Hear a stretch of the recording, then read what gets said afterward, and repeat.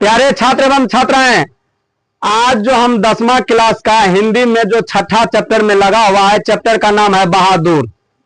बहादुर chapter क्या है? एक गरीब लड़का का कहानी है, ठीक। और ये कहानी किस फिल्म पे आधारित है, आज हम ये बताने के लिए सबसे पहले जा रहे हैं। ये आप लोग बचपन में फिल्म देखे होंगे, स्वर्ग फिल्म देखे हैं आप लोग? कमेंट में बताइए कौन कौन फिल्म देखे हैं स्वर्ग। गोविंदा जी का और राजेश खन्ना जी का ये फिल्म है स्वर्ग। एक बार आप लोग नहीं देखे हैं तो देख लीजिए।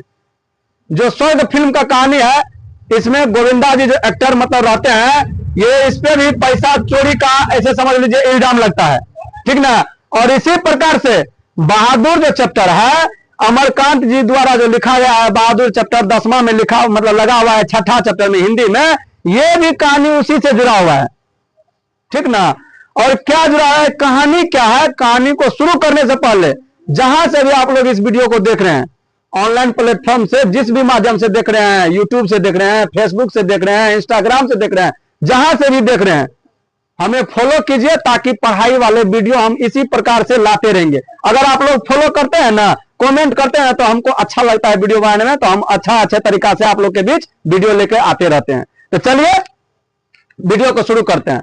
यह कहानी शुरू होता है नेपाल आप लोग जानते हैं, भारत के बगल में ही नेपाल है।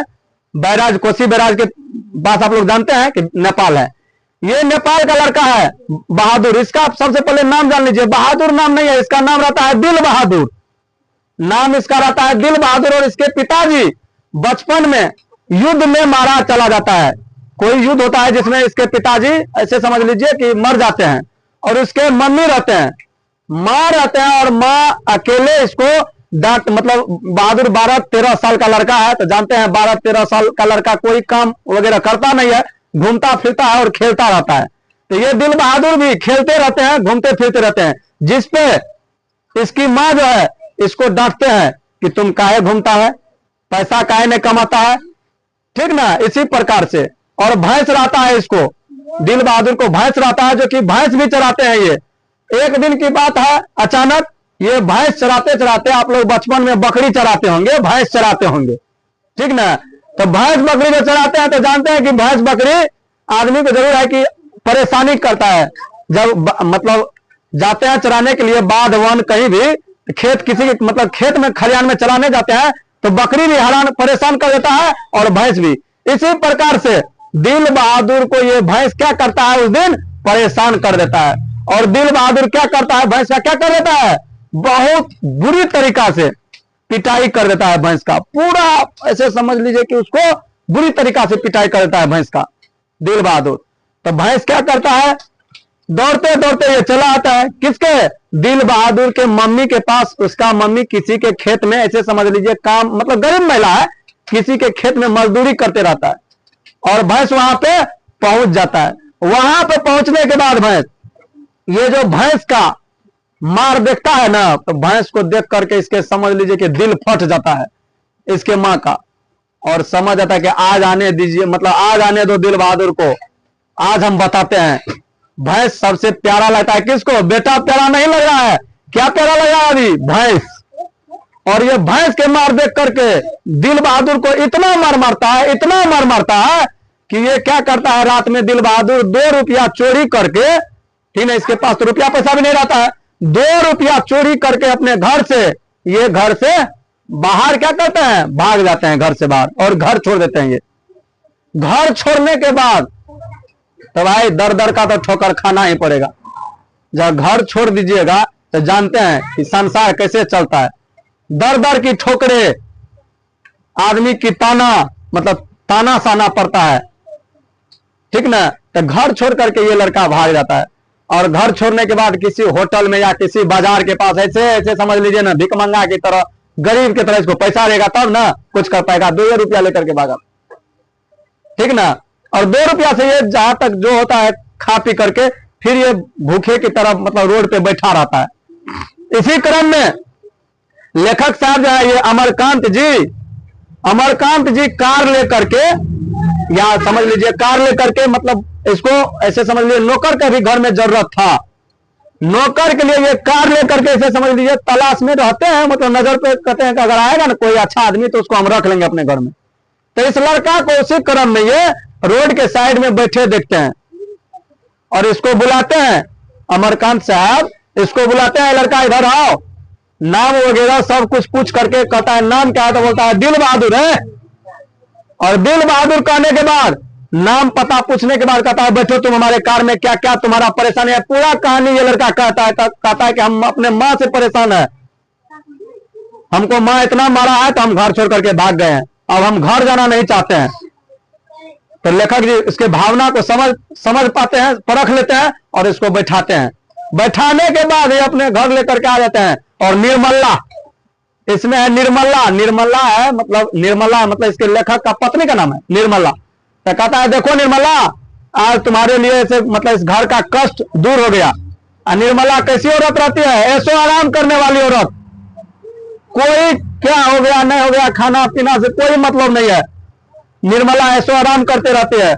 और जो घर में इसका एक बेटा है, ठीक ना, लेखक के बेटे भी है एक, ठीक ना, नाम हम शायद भूल रहे हैं, किशोर, हाँ किशोर रहता है इसका बेटा का नाम। ये भी पढ़ने लिखने में अपने मग्न रहता है, ठीक ना। तो भाई नौकर आए तो नौकर किसको नहीं चाहिए, नौकर आता है बस काम चालू करता है दिल बहादुर। अब दिल बहादुर को नचाना शुरू करता है। निर्मला पूछते है कि नाम क्या, कहता है दिल बहादुर। कहता है सबसे पहले तुम दिल हटा दो। निर्मला पूछते कहते सबसे पहले तुम दिल को हटा दो, नाम रख दिए तुम्हारा बहादुर, आज से तुम्हारा नाम रहेगा बहादुर। दिल को हटा दो, दिल बहादुर नहीं बहादुर। और तुमको सभी लोग बहादुर, उसी दिन से नाम रह गया। और चैप्टर का भी नाम रह गया बहादुर, ठीक है। नहीं तो इस चैप्टर का क्या नाम रहता, दिल बहादुर। दिल, निर्मला का दिल हटाओ पहले, नाम लिखो, नाम तो अब से तुमको कहेंगे बहादुर, ठीक ना। उस दिन से ये बहादुर वहां घर में हिल मिल कर रहने लगता है। और सभी मतलब जो काम बताते हैं, मालकिन भी बहुत खुश, सभी आदमी खुश रहते हैं, ठीक ना।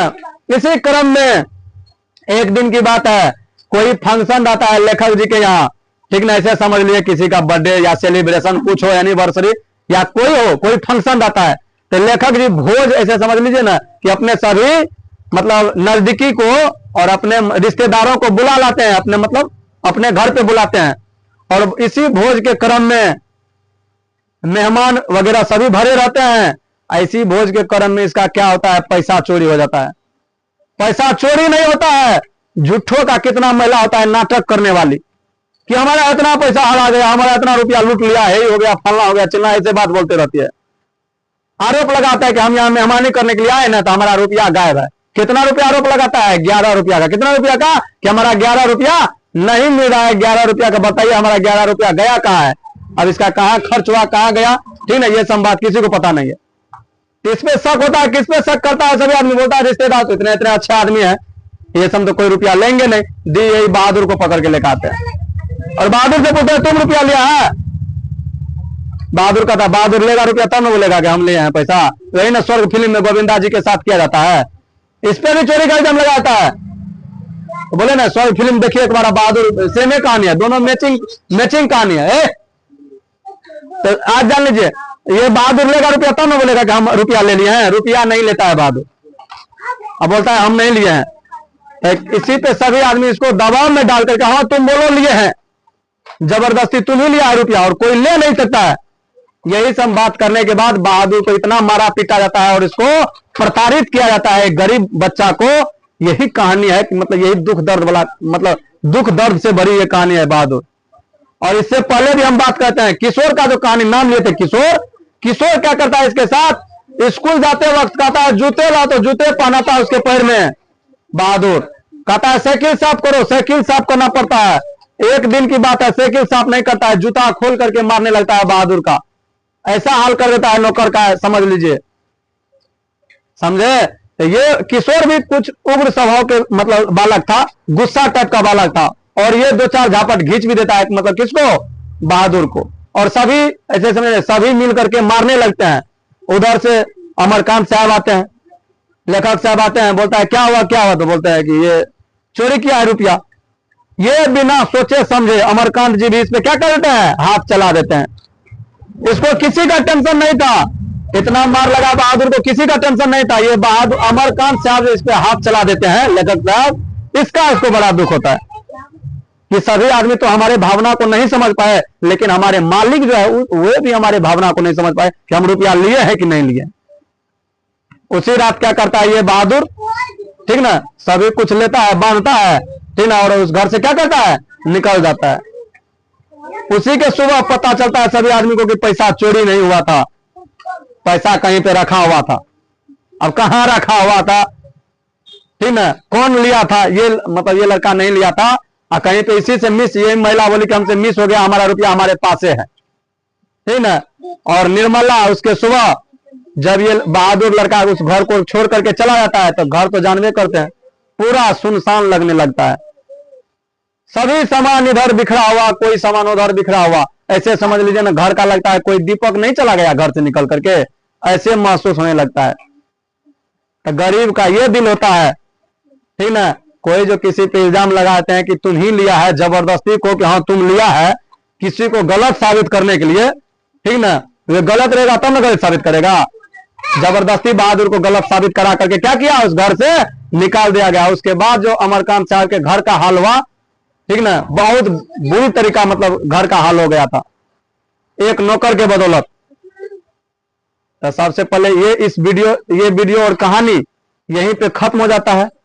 इस कहानी में यही मकसद है कि इंसानियत को बढ़ावा देना चाहिए, हैवानियत को नहीं। पहले किसी का बात समझ लीजिए पूरा कि क्या बात है, क्या माजरा है, वैसे किसी पे हाथ मत चला दीजिए, वैसे किसी पे मारने पीटने पर मत उतरे, ठीक ना। ये चैप्टर का यही मतलब मेन मकसद है। ठीक, मिलेंगे अगले वीडियो में, तब तक के लिए जय हिंद, जय भारत।